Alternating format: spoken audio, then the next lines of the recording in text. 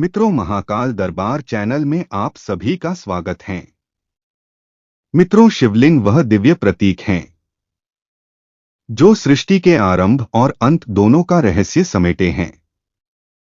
यह केवल पत्थर नहीं बल्कि साक्षात शिव का रूप है। परंतु कलयुग में जब श्रद्धा कम होती जा रही है, कुछ लोग अज्ञान या अहंकार वश शिवलिंग का अपमान करने लगते हैं। क्या वे जानते हैं कि वे किस शक्ति का अनादर कर रहे हैं? आज की इस कथा में भगवान शिव स्वयं प्रकट होकर इस विषय में एक दिव्य और गंभीर चेतावनी देते हैं। मित्रों, पुराने समय की बात है। एक नगर में निशांत नाम का एक युवक रहता था। बुद्धिमान था, प्रश्न पूछता था और सत्य जानने की जिज्ञासा रखता था। परंतु धीरे धीरे उसकी जिज्ञासा अहंकार में बदल गई। उसने कुछ तर्कवादी ग्रंथ पढ़े और धर्म की प्रत्येक भावना को केवल एक सामाजिक छलावा समझने लगा। मंदिरों की घंटियां उसे अंधविश्वास प्रतीत होती हैं और भगवान की मूर्तियां उसे केवल पत्थर दिखाई देती हैं। वह अक्सर मंदिरों के सामने जाकर लोगों का उपहास करता है। क्यों जल दूध बर्बाद करते हो? इस पत्थर पर किसी निर्जीव आकृति से क्या मांगते हो? यह सब मूर्खता है। न केवल वह स्वयं नास्तिक हो गया था, बल्कि दूसरों की श्रद्धा का भी उपहास करने लगा था। शिवलिंग को देखकर वह कहता है, यह कोई भगवान नहीं, बस एक काले पत्थर का टुकड़ा है। और उसका यह व्यवहार उसे धीरे धीरे आत्मिक अंधकार की ओर ले जा रहा था। एक दिन क्रोध और अहंकार में डूबकर वह शिवलिंग के समीप गया और बोला, अगर तू सच में ईश्वर है तो अब अपनी शक्ति दिखा।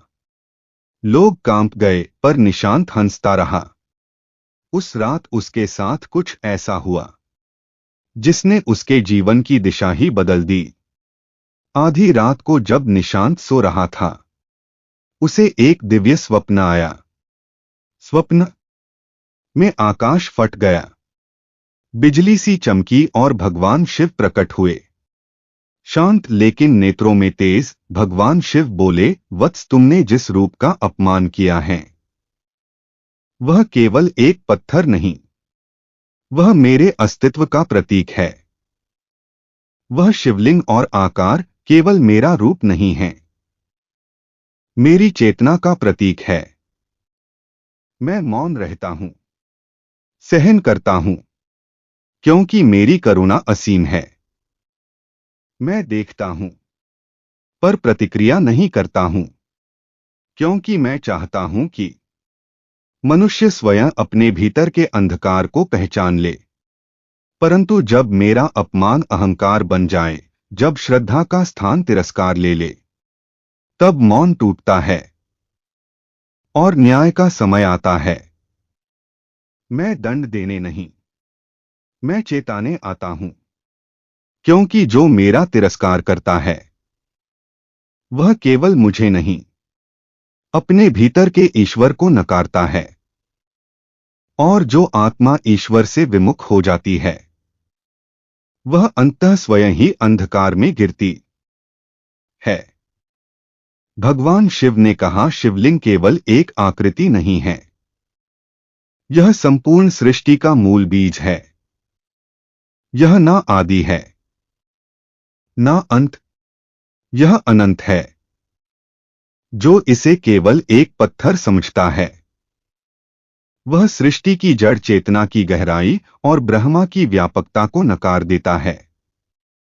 क्योंकि शिवलिंग वह केंद्र बिंदु है जहां से संपूर्ण ब्रह्मांड की ऊर्जा उत्पन्न होती है और जिसमें अंततः विलीन हो जाती है। इसका अपमान करना केवल एक प्रतीक का तिरस्कार नहीं, यह ब्रह्मा ज्ञान से विमुख होने का स्पष्ट संकेत है। जो शिवलिंग का सम्मान करता है वह वास्तव में सृष्टि के स्रोत को नमन करता है, और जो उसका अपमान करता है वह स्वयं को उस चेतना से काट लेता है जो जीवन को दिशा देती है। भगवान शिव बोले, वत्स मैं मौन रहता हूं, सहन करता हूं, क्योंकि मेरा स्वरूप ही करुणा है। मैं क्षमा में विश्वास करता हूं, क्योंकि मैं जानता हूं कि अज्ञान में किए गए कर्म कभी कभी चेतना को जगा देते हैं, परंतु जब कोई बार बार अनादर करता है, श्रद्धा को तिरस्कार बनाता है और अपने अहंकार को धर्म से ऊपर रखता है, तब मैं दंड नहीं देता हूं, उसका स्वयं का कर्म उसे दंडित करता है। क्योंकि यह संपूर्ण ब्रह्मांड एक नियम पर चलता है, जो जैसा बोता है उसे वैसा ही फल प्राप्त होता है। इसलिए यदि कोई व्यक्ति धर्म का अनादर करता है तो वह वास्तव में स्वयं के मार्ग में बाधा उत्पन्न करता है, और जब समय आता है तो उसका कर्म ही उसे उसका सत्य दिखा देता है। आठ हे वत्स, श्रद्धा रखो, विवेक से जियो, क्योंकि शिव का मार्ग करुणा है, परंतु कर्म का न्याय अटल है। भगवान शिव ने कहा, वत्स, जहां शिव नहीं वहां शांति नहीं, और जहां अपमान है वहां मेरा आशीर्वाद नहीं ठहरता है।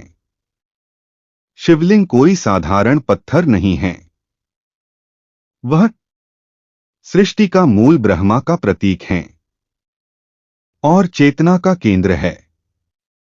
जो इसका अपमान करता है वह केवल एक प्रतीक का नहीं, स्वयं के भीतर बसे शिव तत्व का अपमान करता है।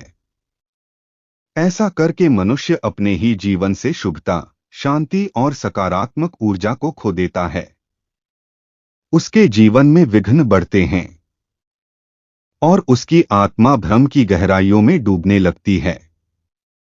क्योंकि जहां श्रद्धा नहीं वहां शक्ति नहीं टिकती है, और जहां शिवलिंग का तिरस्कार है वहां जीवन से सौभाग्य स्वयं हट जाता है।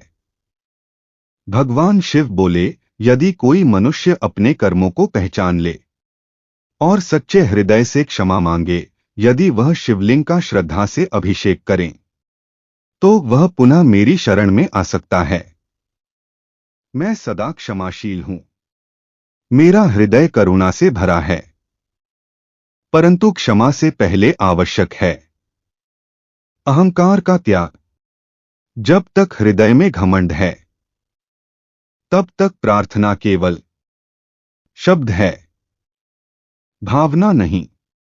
लेकिन जब मनुष्य अपने अपराध को स्वीकार करता है तब वह मेरे निकट नहीं, मेरे हृदय में स्थान पा लेता है। शिव उन सबको अपनाते हैं जो सच्चे मन से लौटना चाहते हैं। आठ हे वत्स, यदि कोई भूलवश मुझसे विमुख हो भी जाए तो घबराना नहीं, क्योंकि मैं उससे दूर नहीं होता हूं, केवल वह मुझसे मुंह मोड़ता है।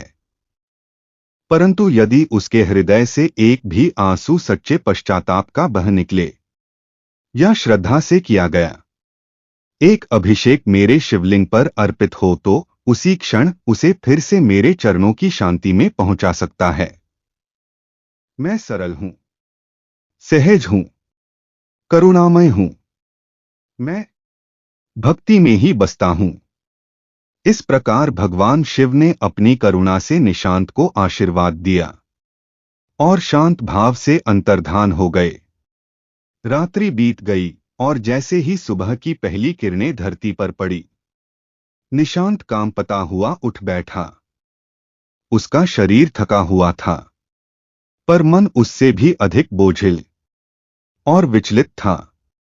उस स्वप्न में जो उसने देखा था वह कोई साधारण स्वप्न नहीं था।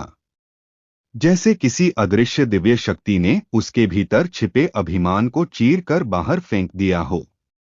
वह बिना देर किए दौड़ता हुआ मंदिर पहुंचा, जहां कभी उसने शिवलिंग के प्रति अपमान किया था। आज उसी स्थान पर वह गिर पड़ा और आंखों से आंसू बह रहे थे। और हृदय से पश्चाताप का ज्वार फूट पड़ा। वह बोला, हे भोलेनाथ, मैंने अज्ञानवश आपका अपमान किया है। आपके प्रतीक को केवल पत्थर समझकर तिरस्कार किया है। पर आज मेरी आत्मा जान चुकी है कि वह केवल पत्थर नहीं, साक्षात आप ही हैं। कृपया मुझे क्षमा करें, मुझे अपनी शरण में ले लीजिए।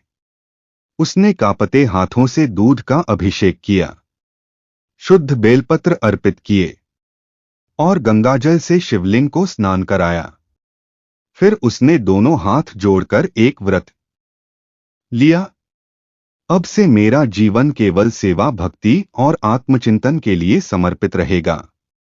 मैं किसी भी रूप में भगवान का अनादर नहीं करूंगा, बल्कि हर रूप में ईश्वर को ही देखूंगा। हे महादेव, मुझे इतना विवेक दें कि मैं आपके मार्ग से कभी ना भटकूं। उस क्षण मंदिर का वातावरण एक विशेष शांति से भर गया। मंदिर की घंटियों की ध्वनि जैसे उसे उत्तर दे रही थी, वत्स, जिसने अहंकार छोड़ दिया है वह मेरे हृदय में स्थान पा गया है। इस कथा से हमें यह गढ़ और हृदय स्पर्शी सीख मिलती है। शिवलिंग केवल पत्थर नहीं, बल्कि ब्रह्मांड की चेतना का सजीव प्रतीक है। यह उस शिव तत्व का स्वरूप है जो निराकार होते हुए भी साकार रूप में भक्त की भावना को स्वीकार करता है। जो व्यक्ति शिवलिंग का अपमान करता है वह अपने ही जीवन से शुभता, शांति और सौभाग्य को दूर कर देता है, क्योंकि अपमान केवल बाहरी नहीं, वह आत्मा की दिशा को भी विचलित करता है। भगवान शिव सहनशील हैं, मौन रहते हैं, क्योंकि उनका स्वरूप करुणा है। परंतु कर्म अपना फल अवश्य देता है। शिव दंड नहीं देते हैं, पर प्रत्येक जीव को उसके कर्म का न्याय अवश्य मिलता है।